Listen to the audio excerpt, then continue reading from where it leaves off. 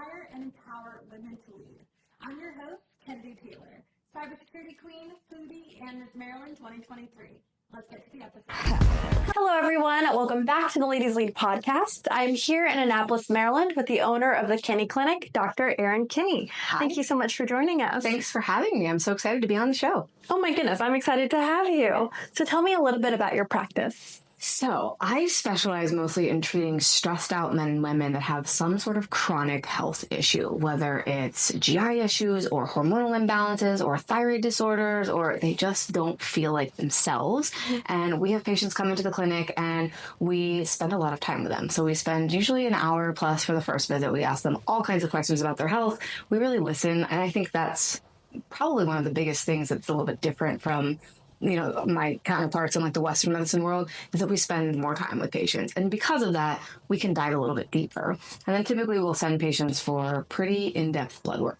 So we look at everything from the regular lab tests, we look at hormones, we look at nutrient levels, we'll test for underlying infections. So we can really get a handle on all the things that could possibly be contributing to whatever's going on with them.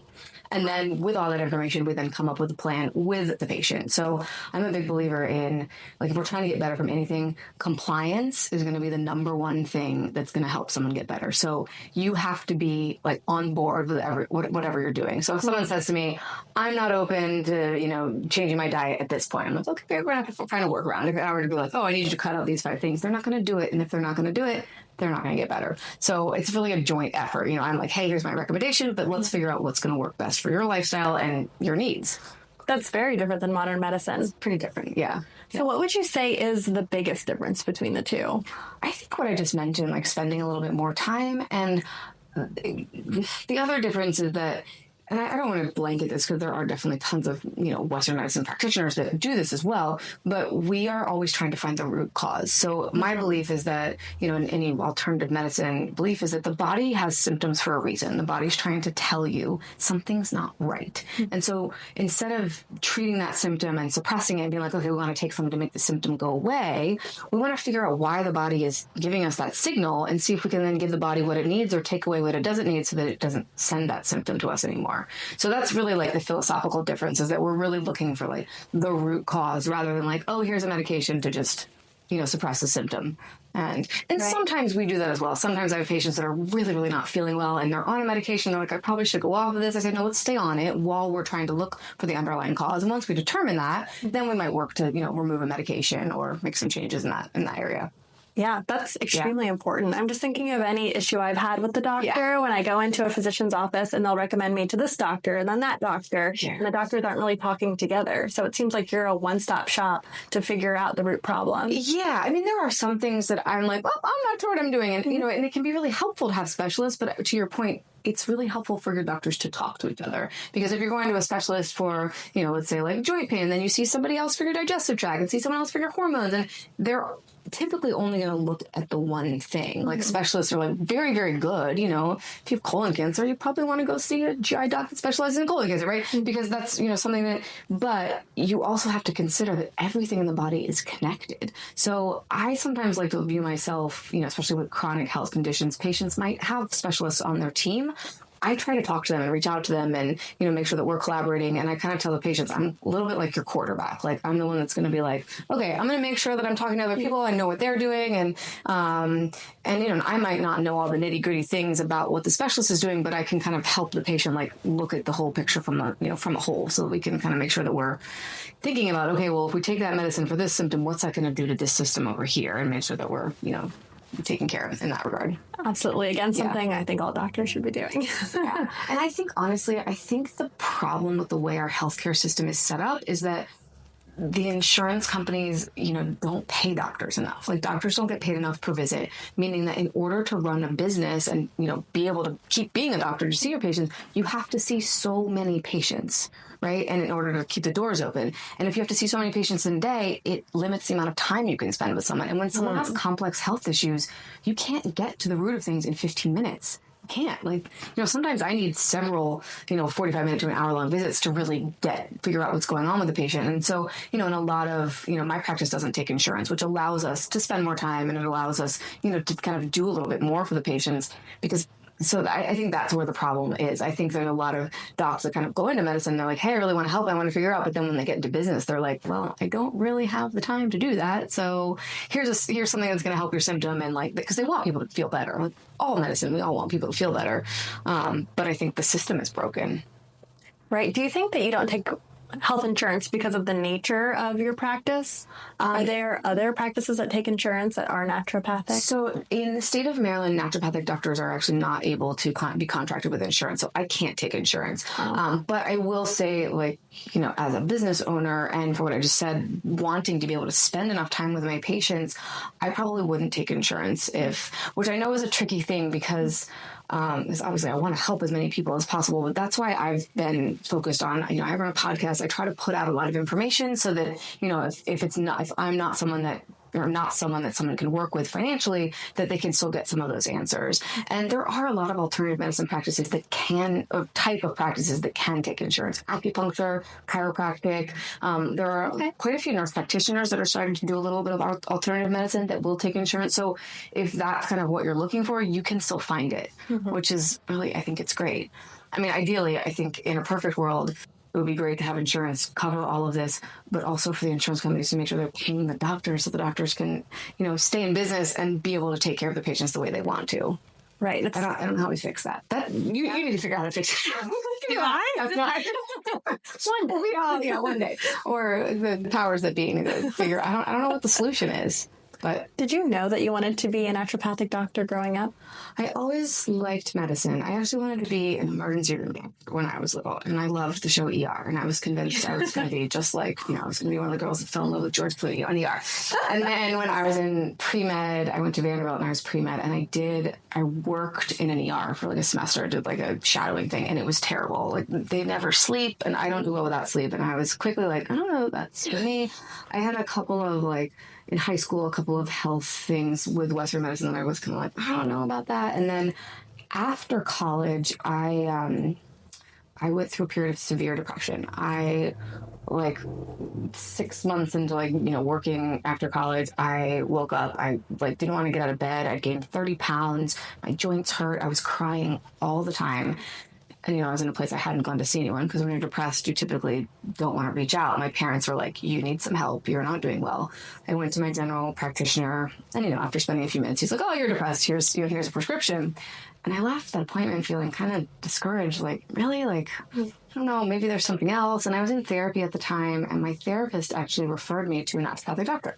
And she's like, I don't really know what he does, but I've seen him help some other people. I think you should go meet with him. And I met with him, and he, spent a couple hours with me, ran a whole blood panel, determined that I had been a vegan when I was in college, and I was a marathon runner. I was always really active. And he determined that all my nutrient levels were low. My iron, my B12, and my cortisol levels were really low. So I was in what we call an adrenal fatigue crisis. I had basically burnt myself out with all the running and not putting enough nutrients into my body. And he treated me, and 6 to 8 weeks later, I felt almost 80% better. Wow. I mean, I was also 23 years old, so you get better pretty quickly when you're that young. But I was like, wow, that's really cool. Mm-hmm. I ended up quitting the job that I was in, and then I wanted to go move to DC and get a new job. And I went to a recruiting company, and I said, I was like, hey, I want something in marketing. I don't know, something. I just want to work in DC and live with my friends and have something a little less stressful. Mm-hmm. And the recruiting company actually ended up hiring me to do recruiting, which was cool. And I was like, oh, this is cool. I like talking to people. And I did that for about a year. And about a year into the job, my boss sat me down and she's like, I don't think this is the right career for you. And I was like, what do you mean? I thought I was doing a great job. And she's like, you are. But she's like, you keep bringing me these resumes. And I would bring a resume and say, well, this person had to leave their job because they got lupus and they had all these symptoms and blah, blah, blah, or their mom had Lyme disease or whatever. And she's like, I don't, she's like, I really want to know, can the person do the job? What are their job skills? I don't really care about their health. And she said, you do. And so, and that kind of stuck with me for a minute. I ended up having lunch with a naturopathic doctor who treated me. And I was like, how do you do this? I think I would like to go into this. He told me not to because he said, it's going to be an uphill battle. You're going to have to run your own business. You can't take insurance. It's going to be, it is tricky, and you'll have to explain to people what you do. And people are going to be like, you do what? Are you a quack? And I didn't listen to him. And I was going to go to naturopathic school. And, I think fortunately, this type of medicine has really taken off. And I think now when I tell people what I do, they're like, oh, that's so cool. I love that. Versus when I first was in practice, it was, I'd go to a cocktail party and people would be like, you do what? you're a what kind of doctor? But that's really changed. And so I'm very glad that I took this path because it's been great. Absolutely. And how do you, or I should say, why do you think it's changed? Because you're right. I think growing up, I also viewed it kind of as voodoo or, right? But now we're all very interested in natural healing. I mean, I think COVID definitely, I saw a huge increase. Like our practice pretty much tripled during the 2020 year. We specialize in stressed out patients.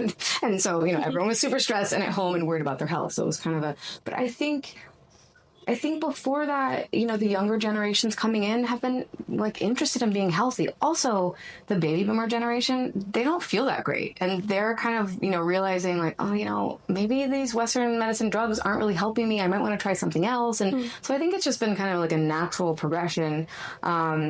And, I think Dr. Oz, there's been some other people in the media that have kind of championed kind of a more natural approach. So, but I definitely think COVID, put a spike. And then social media, I think it's a lot easier for someone to go on and see influencers talking about what they did or celebrities like, I met with such and such a doctor. And so I think it's a little bit more accessible than it used to be. I would agree. I would call this kind of the self-help era. We're all reading books and trying to figure out how we can fix our individual issues. So you certainly would play a role in that. Oh, definitely. And it's interesting. I think, a lot of people come to me for physical symptoms, but, in the time that I spend them, I always ask what's your stress level like, what's going on in your life, because your mental emotional health plays just as much of a role in your physical health as the actual physical body. And so I think partially I do a lot of listening. So everyone's practice, we hold space, we almost act a little bit like therapists, and I think that's such an important role because sometimes you just need someone to listen to. Absolutely. So what services do you have right now? So we offer naturopathic care, which would be kind of what I described before. We offer nutritional services. We have health coaching. We offer red light therapy, which is fantastic. Cool. We have this cool red light bed. We like to call it the reverse tanning bed. It feels like a tanning bed, but it reduces wrinkles and increases your cellular production of ATP. Oh, it's great. Sign me up to come try it out.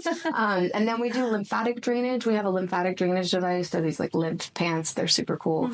We have hyperbaric oxygen, and we have a couple of what's called PEMF, or pulse electronic magnetic frequency, which works with frequency medicine. So we offer a lot of things. Yeah. So does a client come in requesting red light therapy, for example, or do you make a recommendation for them? Both. We have patients that come in. We have people that just come in and use those services, and it's a great. Red light therapy is it's a 15-minute thing. You pop in and you feel a little energized and you leave. Yeah, it's really good. And red light. I joke that red light about 5 years ago, CBD was the thing that was everyone was talking about it. When you go to a conference, and CBD would be everywhere. Red light is the new CBD. Every time I go to a conference now, there's red light devices for this and for this. But you can't really go wrong with red light because what it does is it increases the cellular production of ATP. So it helps any of your cells do their job better.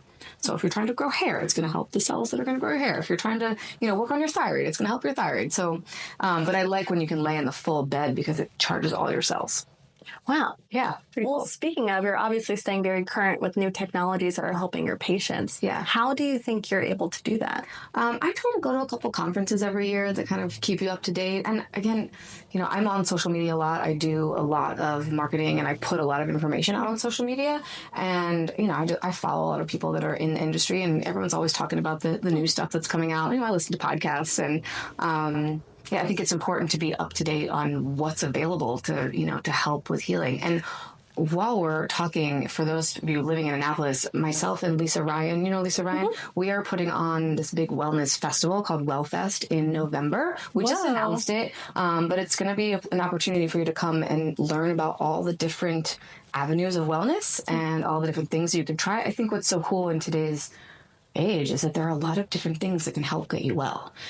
Like we mentioned, the red light therapy, or there's Reiki, or you can do, the lymphatic drainage I mentioned, or, there's a lot of different ways that can kind of get you well. And I think what's important, and I talk about this on my podcast a lot, is that you have to find something that feels good to you, that you like to do and that you're going to do. Because again, that compliance thing, you have to be consistent with whatever you want to do. But I think it's important to know what's out there. So we're going to put on this, it's called WellFest, so you can come and experience all the different avenues of wellness. That sounds awesome. Yeah. And Lisa's amazing. Yes, Lisa's fantastic. Yeah. Yeah, we're really excited about it.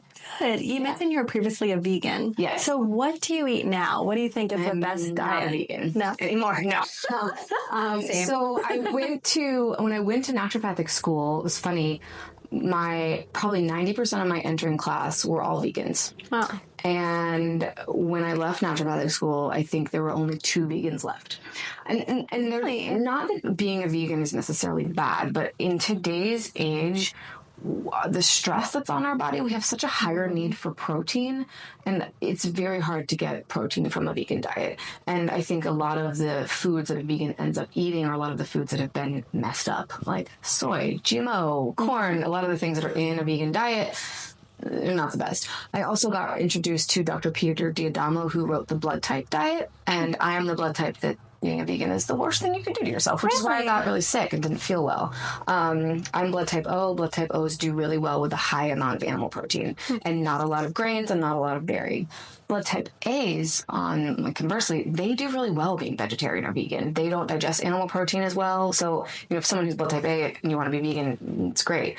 But O's and B's tend to not do as well with a vegan diet. They kind of need the animal protein. Interesting. Yeah. My dad's blood type O, and thinking about him growing up, always just a big meat eater, and still very fit to this day. Yeah. When I eat quite a bit of red meat. As you walked in, I was eating a meat stick. I snack on a lot because, it's protein. I feel best when I eat a lot of protein. And I think, I don't really think there's a blanket diet that's best for anyone. And even with the blood type thing, I sometimes go by that, but everyone's going to have individualized needs for what their body needs in that time in their life. A nursing mom is going to have she might have a different diet while she's nursing her babies than when she's going through menopause or when she was in her 20s. So particularly women, our dietary needs may change throughout our lives.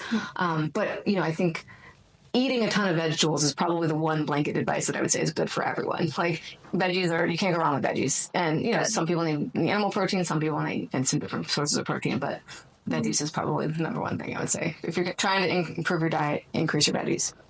Good. Where are you from? I'm from Annapolis. Wow, you were born here, raised here? I grew up here, yeah. Okay, yeah. Never left. I lived a lot of other places, but came back here when I had kids, and my parents live here and have been here for a long time, so I wanted to be close to family. And how many kids do you have? I have 2 daughters, and my partner has 3 children. Aww. So together we have 5, which is fun. Oh, that is very fun. Yeah. Do you heal the family?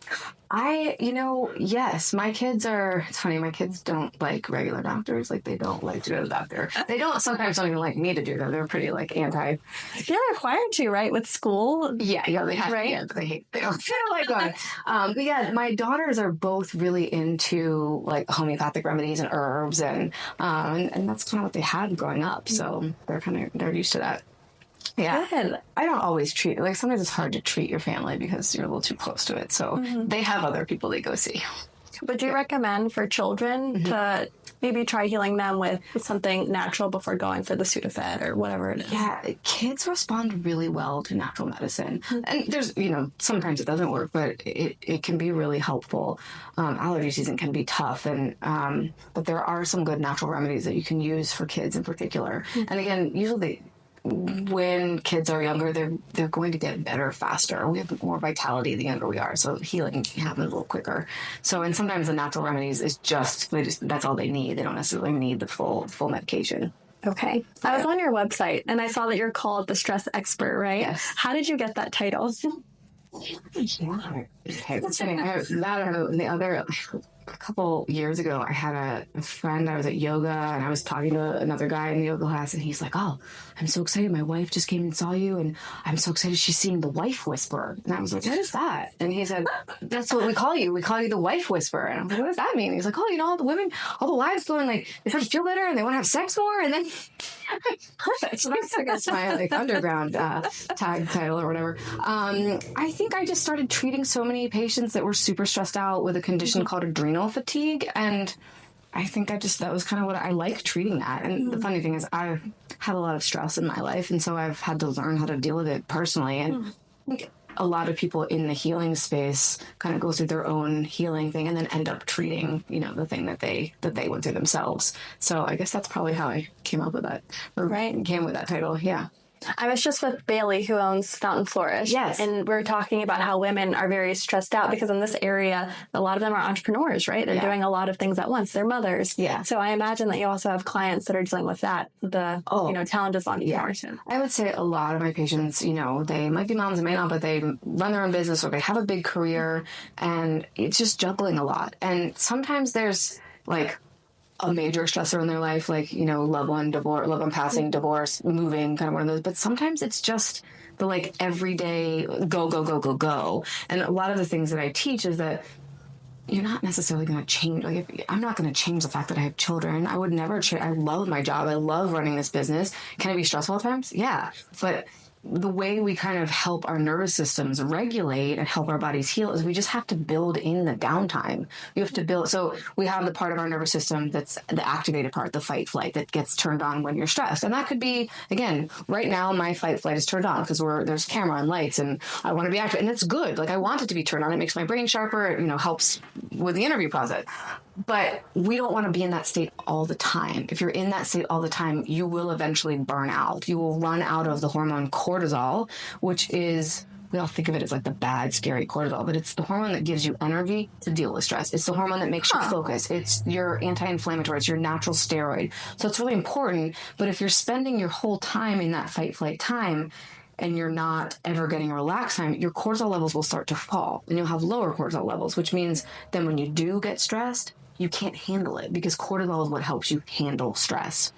So the way that we counteract that is, I really teach my patients, hey, you have to build in rest time. And maybe that is working on sleep and but it's oftentimes like, hey, you need to take a break in the middle of the day. You need to go lay down for 10 minutes, or you need to, once a week, take 3 hours off and do something that you love doing, like go outside, garden, read, do puzzles. That's been my big thing lately. I love coming home and doing a puzzle because it's super chill. But doing something that brings you joy that is not like a to-do list. It's not on your to-do list. So, and that's really, I do a lot of herbal medicine and nutrient supplement and hormone stuff, but the foundational part of treating someone who's stressed out is making sure they're building in adequate rest time. So it's actually pretty simple. Simple, not easy, right? It's simple, but if you're used to being on the go all the time and doing a lot of things, that kind of becomes our norm. So it can feel very foreign. I sometimes tell my patients, I'm like, I would like you to lay down for 10 minutes in the afternoon and just lay there. Close your eyes. It's so hard. They'll call me and they're like, I tried it and I just felt jittery. And I'm like, you have to keep doing it. That's the other thing is most of us, if we're busy, we've all exercised before, right? Have you ever trained for a race? Oh, absolutely. Yeah. So, when you first start training for something, you're probably not going to be very good at it. Mm-hmm. Or if you haven't worked out in a while and you're getting back into it, the first couple of weeks, it's going to feel uncomfortable. You're going to be sore while you're doing it. Like, oh, I'm tired. When we're training our nervous system to relax, it feels uncomfortable. Like the first few times you're like, oh, this feels weird. I don't know. What am I doing? I should be doing something else. But the more you do it, just like the more you practice anything, you get better at it. So it's like, you have to practice relaxing, essentially, which feels a little foreign in our culture because we're very much go, go, go, go, go, do. But the more we can train our nervous systems to calm down, the more healing can occur. Because that's the other thing that's really important to understand is your body doesn't heal when it's in that stressed out go mode. It heals when it's in the relaxed rest and digest mode. So if you're always in that mode, it's very hard for your body to get better from whatever you're trying to get better from. Yeah, and easier for you to get sick. Much easier for you to get sick, yeah. I feel like I can attest to this. I was very into Reiki for a while, and at first it was hard for me to meditate, but eventually you got better at it, right? Yeah, I could get into my zone very quickly. Yeah, it takes practice, just with anything. And I think sometimes patients are like, I tried meditation for a couple of days. It didn't do anything. I'm like, well, you really have to give it. Again, with anything, as I mentioned in the beginning, you have to be compliant. You have to do these things. For a lot of these lifestyle practices, 3 months is a minimum. You've got to do something for 3 months to really know if it's going to work for you or not.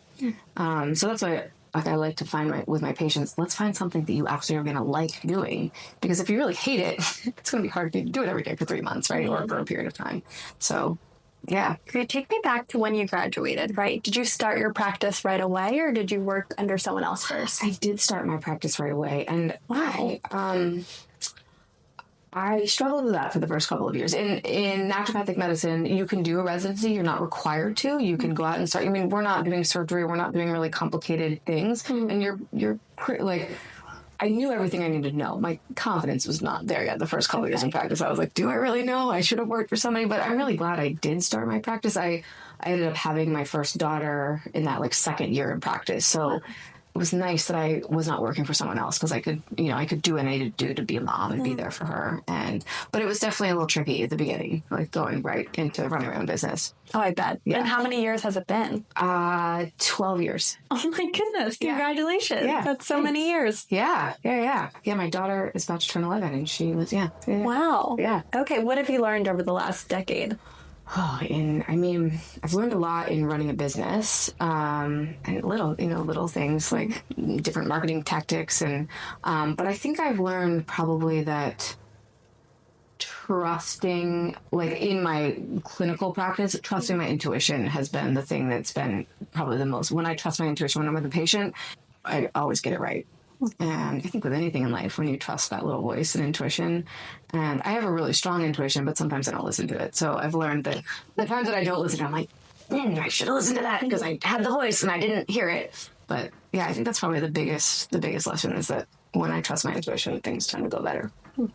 So some women who are listening to this podcast are trying to gain clients, customers. Okay. Is there something that happened where you were like, this clicked, this is how I need to continue on to gain more customers? I think probably a few things. As I mentioned, like when I was first in practice, my confidence wasn't there. And I think, and not something you can turn on overnight, but I think as my confidence grew, I was able to speak to what I do a little bit more and people can feel that. And people are usually more drawn to someone who's confident, right?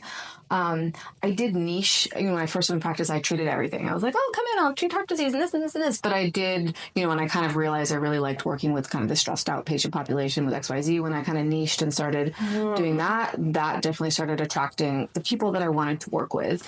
And social media has been probably the best thing for me. And starting a podcast was fantastic. And I think what I learned, particularly in my field, is that the more information I put out there, it allows people to know, like, and trust me.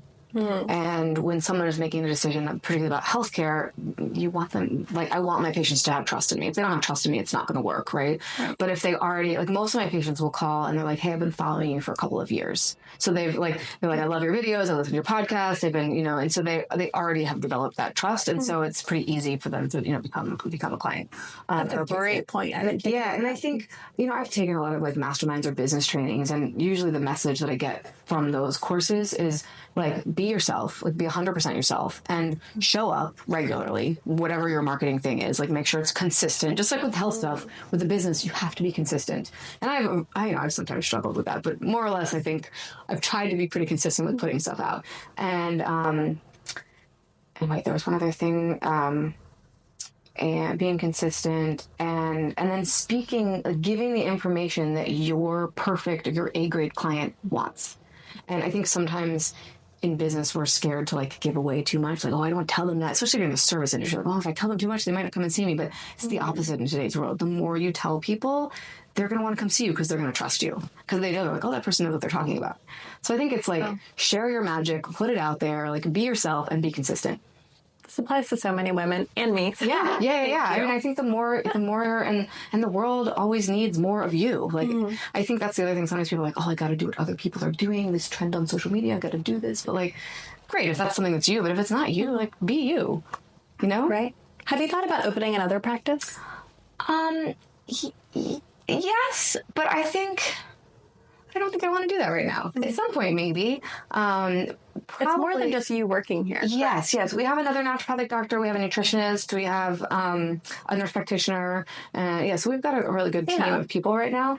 I think when I at some point slow down I still see patients quite a bit, and I really like that. At some point I'll probably move into more like the just a business role, but I think when I'm in that role, maybe I'll open another location. Oh, I'll stay tuned. Yeah. You have a great location, by the way. It's a really great location. Was this your first location? No, I was in Arnold before this. I was in West Annapolis, and I actually used to have a practice in Frederick. I actually did used to have two locations. I was in Frederick and Annapolis because I lived in Frederick and opened a practice here. And then I two practices was a lot with children, and I don't want to be driving all over the state. I already drive all over the state for their activities, so. Yeah, so it's nice to have one location.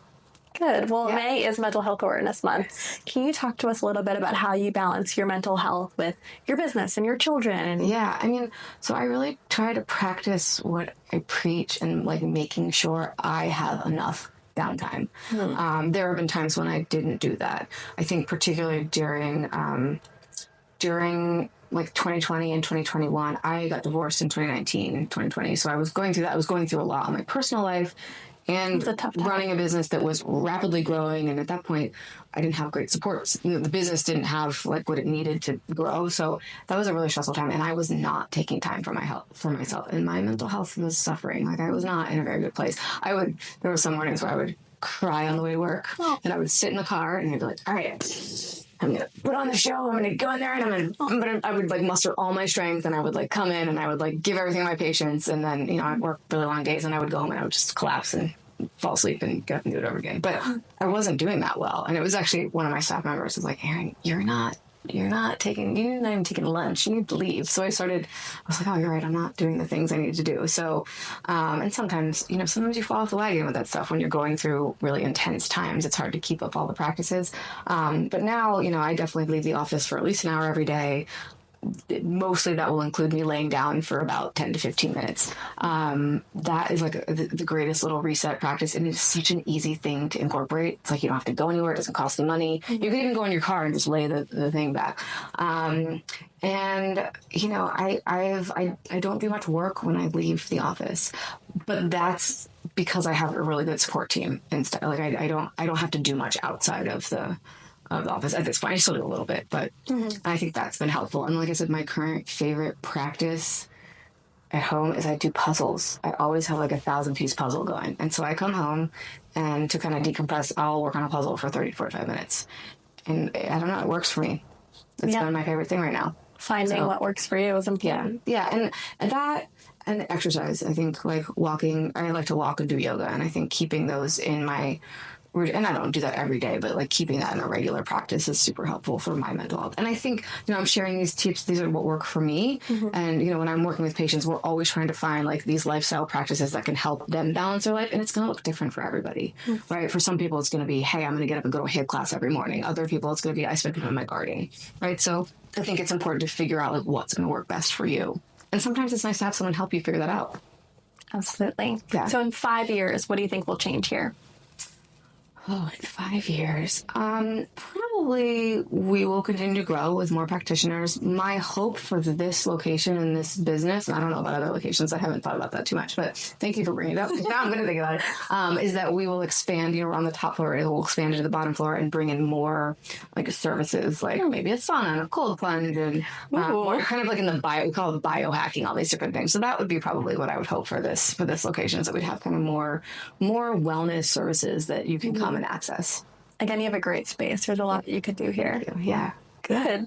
Well, just lastly, what advice, I feel like you've given women so many advice, but is there one more thing you'd like to share for women entrepreneurs out there? I think that trusting yourself and like trusting that intuition and then just making sure that you have enough space for you. And I've talked about that a little bit on this show, but I think particularly as women entrepreneurs, and if you are a mother or a parent or a dog mom or taking care of, most women tend to put everything else before themselves and you can't pour from an empty cup, which is a saying we've all heard. So just making sure that you're filling your cup before, doing anything. And it's funny, like the last couple of years, I've been really good at that. And when I have weeks where I'm not, I get really cranky. I was on vacation a couple weeks ago, and it was so good. And usually when you come back from vacation, there's a lot to do, and I'm about to move, and I've got a lot of stuff going on right now, and I'm like, oh, I haven't had as much of my downtime lately, and I need the down. You start to crave it more. It's like when you exercise regularly and then you stop exercising, you're like, oh my god, I need my exercise. But when you start to like let your nervous system chill out and have that downtime, and you realize how good it actually feels, then when you don't get it, you're like, wait, I need a little more of that. So make sure you're carving out time for yourself, building in that down rest time. And if it doesn't feel good initially, keep doing it because it will start to feel good. I love that. Yeah. I feel like I'm the same way. I need to charge my social battery and I need 8 hours of sleep or I'm a nightmare. Yeah. Everyone's going to have their thing. Like some people, it's like, I have to get this amount of sleep or I can't function. And also the other thing I'll say is that your practices might change. Like I've had times where my gratitude journal was the thing I had to do. And if I didn't do that, it was like my non-negotiable. I had to do that morning and night. And right now that's not really been like, I haven't really needed to do that. I've been okay without it. But so it might, things might ebb and flow. So I think it's always like checking in with yourself. Okay, like what feels good to me right now? What is a good thing that like is gonna, because I think with any of these things that are recharging you, it's got to feel good. Because if it doesn't feel good, you're probably not going to want to keep doing it. Right? Absolutely. Yeah. Thank you. You're welcome. And how can we follow you and support you? Sure. So you can follow me on Instagram. I'm at Dr. Kinney. You can also follow the clinic. It's at the Kinney Clinic. And I would say for support wise, if you're interested in checking out more about the WellFest, because I'm really excited about that. It's at WellFest Experiences on Instagram, and you can join our mailing list. There's a link there. And if you're listening and you have a business that's in the wellness space, we'd love to talk to you about being a sponsor. We'll have probably 35 sponsor vendor opportunities, and we want people to come because I want to showcase as many of the people in the area that are offering wellness, alternative medicine or just wellness services. Absolutely. So if you want to, that would be a great way I want to come. Yeah, please come. We'd love to have you. Yeah. Hey, well, thank you so much. I appreciate your time. Of course. This was great. Thanks. Ready.